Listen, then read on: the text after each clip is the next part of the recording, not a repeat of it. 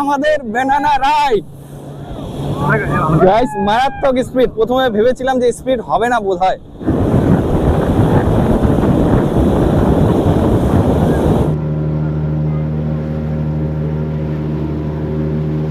Already কিন্তু জেসকি আমরা শুরু করে দিয়েছি, আর এটা কিন্তু হাই স্পিড।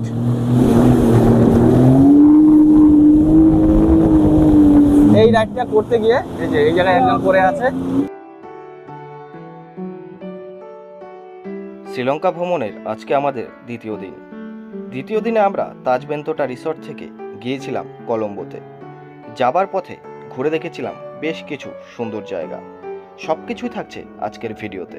বেশ কিছু ওয়াটার অ্যাক্টিভিটি করেছিলাম বেন্তোটা রিভারে। দেখেছিলাম সংরক্ষিত বড় বড় কচ্ছপ, সাথেই ছিল সুন্দর এক সমুদ্র সৈকত। করেছিলাম মাডু রিভারে বোট সাফারি।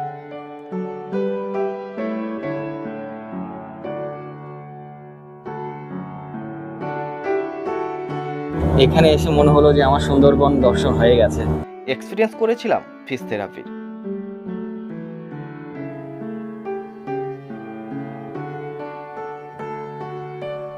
যাওয়ার পথে এখন আমরা প্রথম সাইট সিন করবো। আমরা যে রিসর্ট থেকে রওনা দিয়েছিলাম কলম্বোর পথে, মোটামুটি 5 থেকে 7 মিনিট এসেই কিন্তু আমরা প্রথম এই সাইট সিন পেয়ে গেছি। বেন্তোটা রিভারে গিয়ে আমাদের কিছু ওয়াটার অ্যাক্টিভিটিস রয়েছে। Welcome to Malubanna water sports and restaurant. এই সামনে এই হচ্ছে বেন্তোটা রিভারের ভিউ। দেখতে কিন্তু অনেকটা সমুদ্রের মতোই লাগছে। পারে কিন্তু বেশ ঢেউ রয়েছে, আর এই যে অনেকে ওয়াটার অ্যাক্টিভিটিস করছে, আমরাও করব। তবে ফার্স্ট লুক কিন্তু অসাধারণ। আমরা এখানে 3টি রাইড করব। তার মধ্যে রয়েছে ব্যানানা রাইড, জেসকি আর টিউব রাইড। যে 3টে কিন্তু কুপনও দেওয়া হয়েছে, ওই গলায় ঝুলিয়ে নিলাম। এই জায়গা থেকে রাইডগুলো স্টার্ট হচ্ছে, ওই যে অনেকে করছে। তবে তার আগে কিন্তু মাস্ট যেটা সেটা হচ্ছে লাইফ জ্যাকেটটা পরে নিতে হবে। এদিকে লাইফ জ্যাকেটগুলো রয়েছে।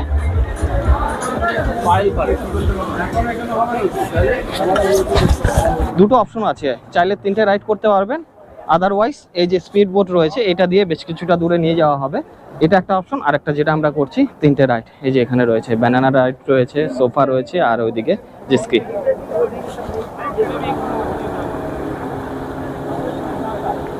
Hello, slow down. Don't accelerate. Hello, don't accelerate. Okay, stop. এই যে এখন হচ্ছে ব্যানানা রাইড। Okay, enjoy. এই ব্যানানা রাইডে একসাথে কিন্তু অনেকজন যেতে পারছে, মোটামুটি 10 জনের মতো। সামনে একটা স্পিড বোট রয়েছে, সেটা দিয়ে টেনে নেওয়া হবে এই ব্যানানা রাইডটাকে।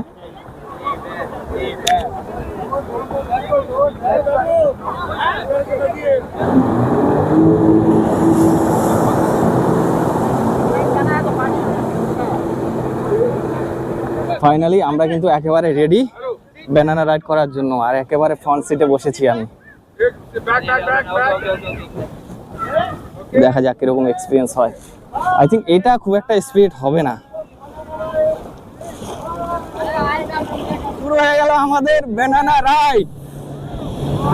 গাইস মারাত্মক স্পিড। প্রথমে ভেবেছিলাম যে স্পিড হবে না বোধহয়, স্পিড আছে। দেখুন একবার। এই হচ্ছে বেন্তোটা রিভার। শ্রীলঙ্কায় এসে এই বেন্তোটা রিভারে কিন্তু আমরা এরকম ব্যানানা রাইড করছি। গাইস অসাধারণ ফিলিংস, অসাধারণ।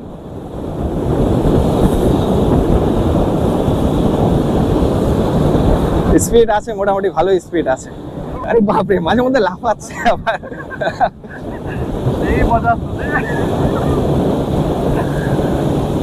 রিভারটাও কিন্তু বেশ সুন্দর, একেবারে স্বচ্ছ পরিষ্কার জল। বাস কমপ্লিট, মানে রাউন্ড করে আবার যেখান থেকে এসেছিলাম আবার কিন্তু ফিরে যাব।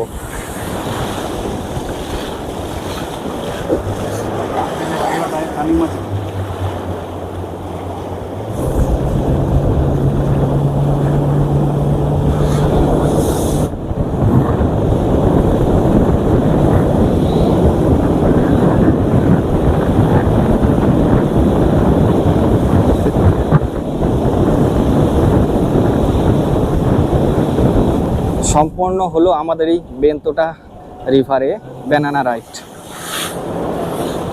এই আবার রাইড স্টেশনে ফিরে আসলাম। অসাধারণ ছিল, এক্সপিরিয়েন্স সত্যি খুব সুন্দর। এবারে আমার নেক্সট রাইড শুরু হয়ে গেল জেটস্কি। অলরেডি কিন্তু জেটস্কি আমরা শুরু করে দিয়েছি, আর এটা কিন্তু হাই স্পিড।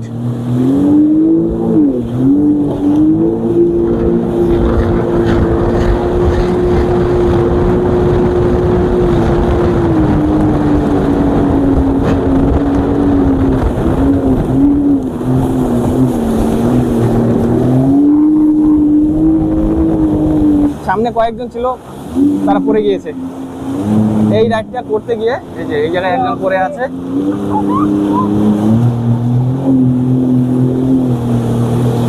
আরেকটা রাইডে দেখুন দুজন ছিল, দুজনই পড়ে গিয়েছে, তবে কোনো সমস্যা নেই, প্রত্যেকের সাথেই কিন্তু লাইফ জ্যাকেট রয়েছে। এই রাইডটা বেশি অ্যাডভেঞ্চারাস লাগলো আমার কাছে। আবার কিন্তু আমরা রাইড স্টেশনে চলে এসেছি।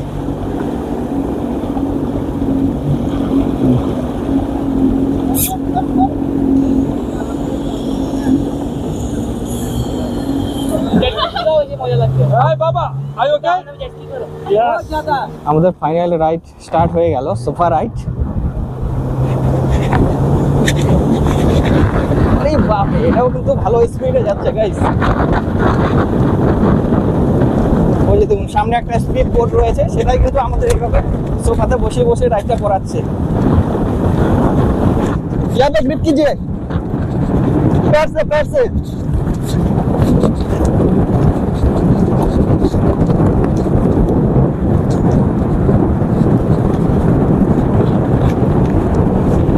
জিসকি যে ছিল তার থেকে অনেক বেশি মজা করলাম এটাতে। তবে এটাতে কিন্তু নিজেকে প্রচন্ড পরিমাণে ব্যালেন্স করে রাখতে হবে, এতটা দুলুনি ছিল, আপনারা তো দেখতেই পেলেন। জাস্ট আমরা শুয়ে শুয়ে লাফাচ্ছিলাম এখানে। कैसा एंजॉय हुआ? আসলে অসাধারণ, এই জিনিসটা কিন্তু মিস করা যাবে না এখানে আসলে। খুব সুন্দর এক্সপিরিয়েন্স। তো যাই হোক, আমাদের 3টে রাইড কমপ্লিট হয়ে গেল, আমরা আবার এখানে চলে আসলাম। Good. You enjoy, sir? I enjoyed. Slowly, sir. Slowly. Okay. ওকে দারুণ মজা হলো। এই রাইডটাই কিন্তু সব থেকে বেশি মজা করলাম। বেন্তোটা রিভারে ওয়াটার অ্যাক্টিভিটি শেষ করে আমরা লাঞ্চের জন্য দাঁড়িয়েছিলাম এক শ্রীলঙ্কান রেস্টুরেন্টে। আজকে লাঞ্চে সব শ্রীলঙ্কান ফুড ট্রাই করলাম। অনেক কিছুই ছিল, যার মধ্যে কিন্তু আমরা বেশি কিছু খেতেই পারিনি। যেগুলো দেখালাম তারপরেও অনেক কিছু নিয়েছিলাম। আর লাস্টে দই ছিল, আর ডেজার্টে কিন্তু অনেক রকমের আইটেম ছিল। নাড়ু টাইপের ডেজার্ট ছিল, কলার ডেজার্ট ছিল, অনেক কিছু নতুন নতুন এই জায়গায় কিন্তু ট্রাই করলাম। তো যাই হোক, শ্রীলঙ্কার ফুড কিন্তু এখানে মোটামুটি ভালোই লাগলো আমাদের। তবে বিশেষ করে সামুদ্রিক যে টুনা মাছ, সেটা কিন্তু ভালো লাগলো। খাওয়া দাওয়া কমপ্লিট, আবারও এগোনো যাক এখন।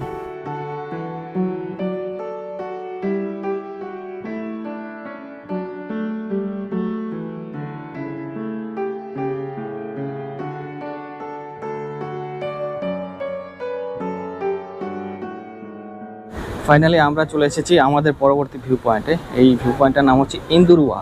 অ্যাকচুয়ালি এই জায়গায় রয়েছে অনেক কচ্ছপ, যেটা শুনলাম। চলুন এবার গিয়ে দেখি। তবে এটা কিন্তু একেবারেই বিচ সাইড। এই যে দেখুন কি উত্তাল সমুদ্র, ঢেউগুলো দেখুন শুধু। এই বিচটা কিন্তু আমার পার্সোনালি খুব পছন্দ হয়েছে। একেবারেই কিন্তু সুন্দর একটা সি বিচ, তবে অনেকটা ঢালু। এই যে সামনে জায়গাটা না, প্রচুর ঢালু এই জায়গাটা। বড় বড় ঢেউ আসছে সমুদ্রের, আর কত স্বচ্ছ জল। ওইদিকে অনেকে স্নানও করছে। তবে জায়গাটা খুব ভালো, মনোরম ঠান্ডা হাওয়া রয়েছে, বেশ ভালোই লাগলো এই জায়গাটায়। তবে যেটা দেখার জন্য এসছি এই জায়গাটায়, চলুন একটু দেখে নিই।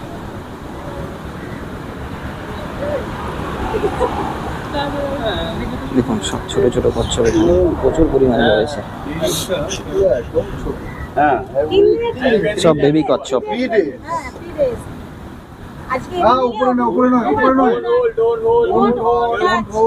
Only touch. Huh? They are soft. Only three days. Only 3 days?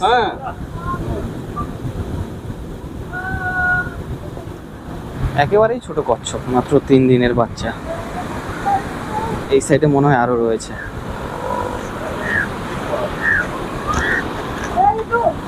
একদমই তাই, বিশাল বড় সাইজের বাচ্চাগুলো মনে হয় এটারই। অনেক বড় সাইজ একটা কচ্ছপ, আমি জানি না ক্যামেরায় কিরকম বোঝা যাচ্ছে। দেখে মনে হচ্ছে অনেকটাই পুরনো, একেবারেই বিশাল সাইজের কিন্তু কচ্ছপ। আচ্ছা, এখানে পরপর বেশ কয়েকটি কিন্তু ওয়াটার পন্ড রয়েছে।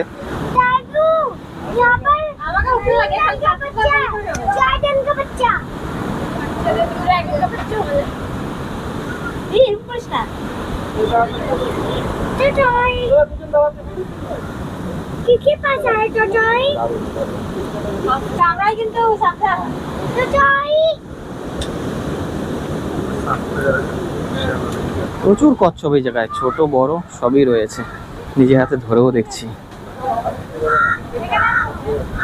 এদিকে দেখুন সাদা কচ্ছপ।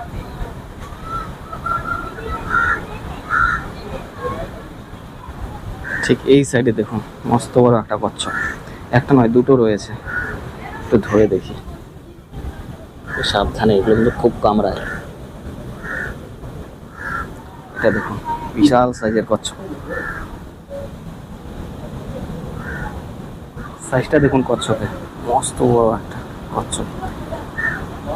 অনেক দিনে কিন্তু পুরনো হবে এই কচ্ছপটা, বিশাল সাইজ। পাশাপাশি এখানে আরো একটা রয়েছে, এটা একটু ছোট, দেখেই মনে হচ্ছে অনেক দিনের পুরনো কচ্ছপ এটা। আর কচ্ছপ তো অনেকদিন বাঁচে, প্রায় 300 বছর।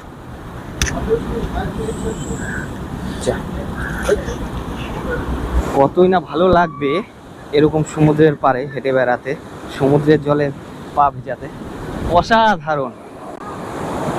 এর আগে আমরা যে ছিলাম তার থেকে অনেক সুন্দর। তবে আমি যেটা এখানে এসে আপাতত বুঝলাম, স্নান করার জন্য কিন্তু একটু রিস্ক হতে পারে, কারণ এই জায়গাটা না একেবারেই ঢালু। জানি না এখন জোয়ার বলে কিনা, তবে দেখতে কিন্তু খুব ভালো লাগছে।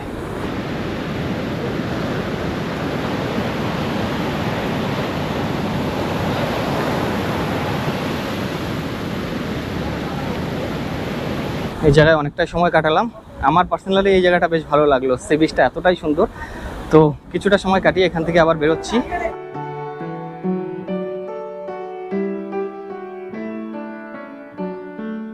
শ্রীলঙ্কার পপুলেশন সব থেকে বেশি রয়েছে বুদ্ধিস্ট, টোটাল 70% কিন্তু বুদ্ধিস্ট রয়েছে এখানে, আর 17% হিন্দু, মুসলিম রয়েছে 6 থেকে 7%। এই যে এখানে রয়েছে ভগবান বুদ্ধের একটা বড় মূর্তি। এই এসে পৌঁছালাম আয়ুর্বেদা সেন্টারের ভিতরে। শুরুতেই দেখুন গাছটা দেখুন একবারে, দেখুন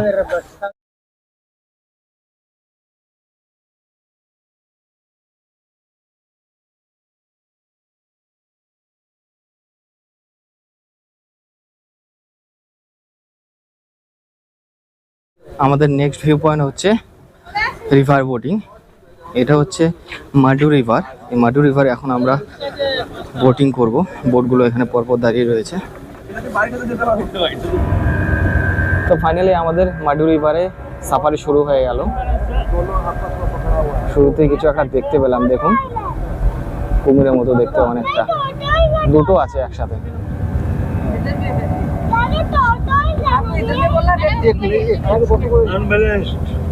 শুরুতেই দারুণ একটা জিনিস দেখে নিলাম। চলুন, এখনো যাত্রা অনেকটা বাকি, আর যাওয়ার পথটা দেখুন।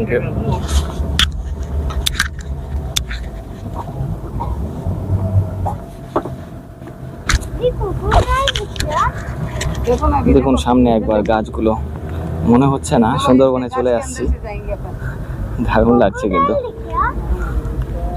আচ্ছা, আমরা এখন এই জঙ্গলের ভিতরে প্রবেশ করে যাব। এই যে গাছগুলোর ফাঁকে ফাঁকে যাতায়াত করার জায়গা রয়েছে। আমরা এখন গভীর অরণ্যে বলা যায় প্রবেশ করে যাচ্ছি।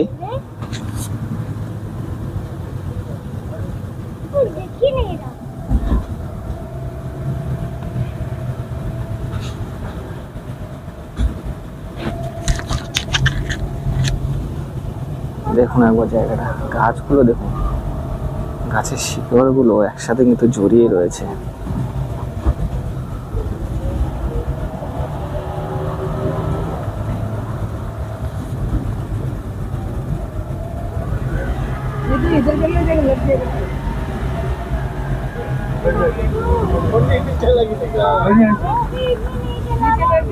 Down down down down down. ये क्या है? अरे ये नीचे वाला। এখন আমরা ব্রিজের নিচ দিয়ে যাচ্ছি, উপরে চলে গেল শ্রীলঙ্কান রেলওয়ে, সামনে আরো একটা ব্রিজ রয়েছে।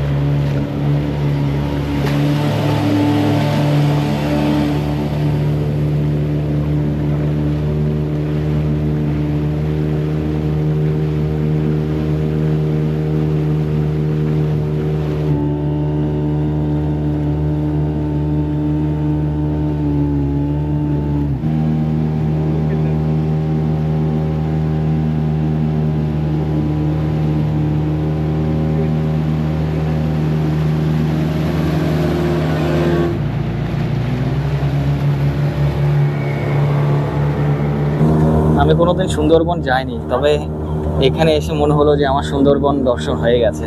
দেখুন একেবারে গাছগুলো দেখুন, সুন্দরবনে কিন্তু এরকমটা লক্ষ্য করা যায়, চারিদিকে যেরকম ম্যানগ্রোভ অরণ্য থাকে না, ঠিক ওরকমই ঘন জঙ্গল, আর গাছগুলো একেবারে সিমিলার। আসলেই সুন্দরবন দর্শন করে নিলাম শ্রীলঙ্কায় এসে।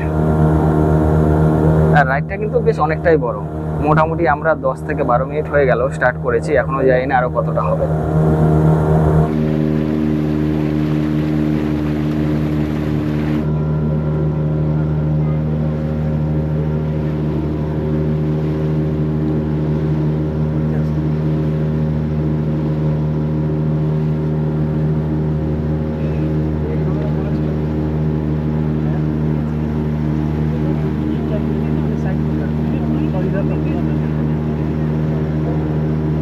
যতই সামনের দিকে এগিয়ে যাচ্ছি, সৌন্দর্য যেন আরো অনেক গুণে বেশি ধরা দিচ্ছে। নদীর মাঝখানে এই জায়গায় একটা মস্ত বড় গাছ, দেখুন কতই না সিনেমাটিক লাগছে জায়গাটাকে।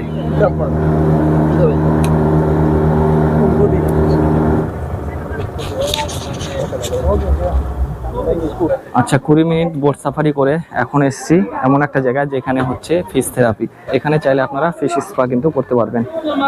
ইন্ডিয়ান রুপিতে পার হেড 200 করে। দেখুন এই জায়গায় কিন্তু কত সুন্দর সুন্দর মাছ রয়েছে।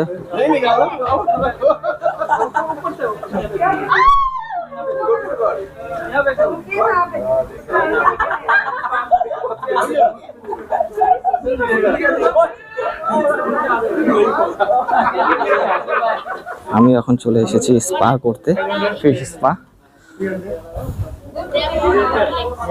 পার হেড ইন্ডিয়ান 200 করে। আমার কাছে ইন্ডিয়ান ক্যাসেলিন ওরে বাপরে। অ্যাকচুয়ালি পায়ে যতক্ষণ নোংরা থাকবে ততক্ষণ কিন্তু মাছগুলো এসে কামড়াবে। বেশ কিন্তু সুসুরি লাগছে, মাছগুলো এসে কামড়াচ্ছে পায়ের মধ্যে। ও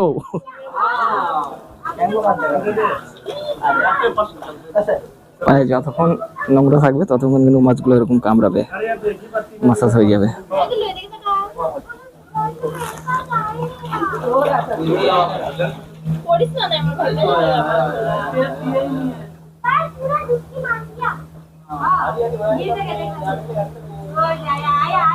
ফাইনালি 200 টাকায় পা পরিষ্কার করা হয়ে গেল। এবার আবার ফেরার পালা। ফিশ স্পা কমপ্লিট করে এখন আমরা আবার রওনা দিলাম। এবারে আমরা যাব একটা আইল্যান্ডে।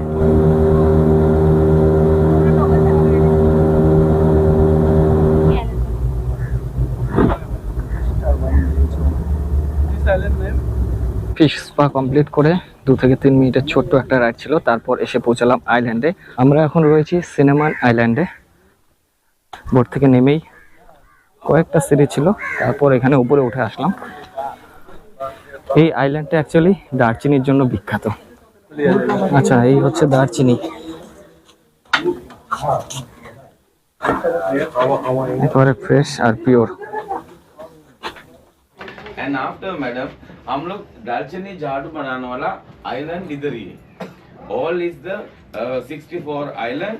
हम लोग दुनिया में 2 नाम का दालचीनी है। कैसे हम लोग दालचीनी ऊपर वाला यूज करेंगे, ऊपर वाला यूज करता है, लेकिन हमारा मुल्क में ओरिजिनल दालचीनी ऊपर वाला नहीं हम लोग यूज करेंगे। ऊपर वाला सीधा रिमूव करेंगे, कचरा के लिए डालता है। अंदर वाला है दो वाला अच्छा दालचीनी है। देखो मैडम, ऊपर हम लोग नहीं यूज करेंगे मैडम, को कचरा के लिए डालता है। दालचीनी सबसे दुनिया में 1 नंबर नाम अल्बा है। देखो अभी ऐसा हाथ से निकालने के बाद 8 दिन ऐसा ऊपर रखना चाहिए। 8 दिन।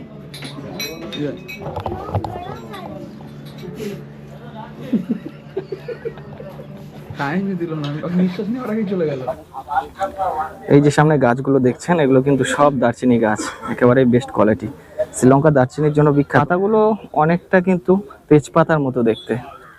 এই সিনামন আইল্যান্ডের ভিউটা সত্যি অসাধারণ, একেবারে শান্ত নিরিবিলি পরিবেশ, পাখির কিচিরমিচির আওয়াজ রয়েছে, আর কোনো আওয়াজ নেই। এখানে যদি একটা ওয়াচ টাওয়ার থাকতো তাহলে কিন্তু বেশ ভালো লাগতো। এই যে ঠিক এদিকে চারিদিকে যে জলধারা, নদীর ভিউ, সেটা কিন্তু খুব সুন্দরভাবে এই জায়গায় দেখা যেত যদি এখানে একটা ওয়াচ টাওয়ার থাকতো। আর চারিদিকে যত গাছ দেখতে পাচ্ছেন, এগুলো কিন্তু সব একেবারে বেস্ট কোয়ালিটির দারচিনির গাছ। তো এখানে এসে আজকে কি জানলাম, এতদিন আমরা যেটা জানতাম, যেটা খেতাম, আসলে সবই ভুল। আমরা যেটা খেতাম সেই জিনিসটাকে ওনারা কিন্তু ছুলে ফেলে দিচ্ছেন, তার ভিতরের অংশটাকে ইউজ করছে দারচিনি হিসাবে। তো ফাইনালি আবার একেবারে বোর্ডে চলে এসেছি, এবার আমাদের ফেরার পালা।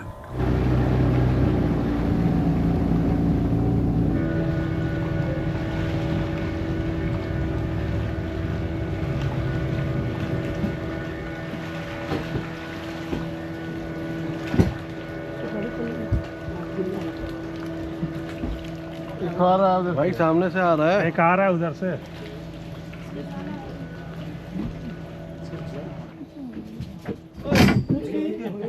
Thank you. এদিকে দেখ কুটু, ভিডিও করতেছে, লোকটা খাই যাবে না।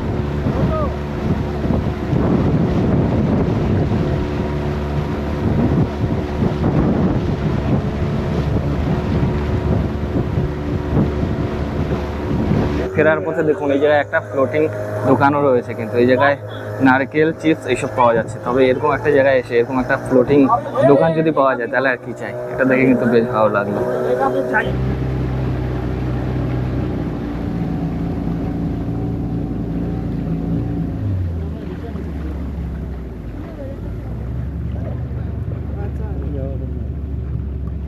দীর্ঘ এই রিভার সাফারি কমপ্লিট করতে আমাদের সময় লাগলো প্রায় 1 ঘন্টা 50 মিনিট।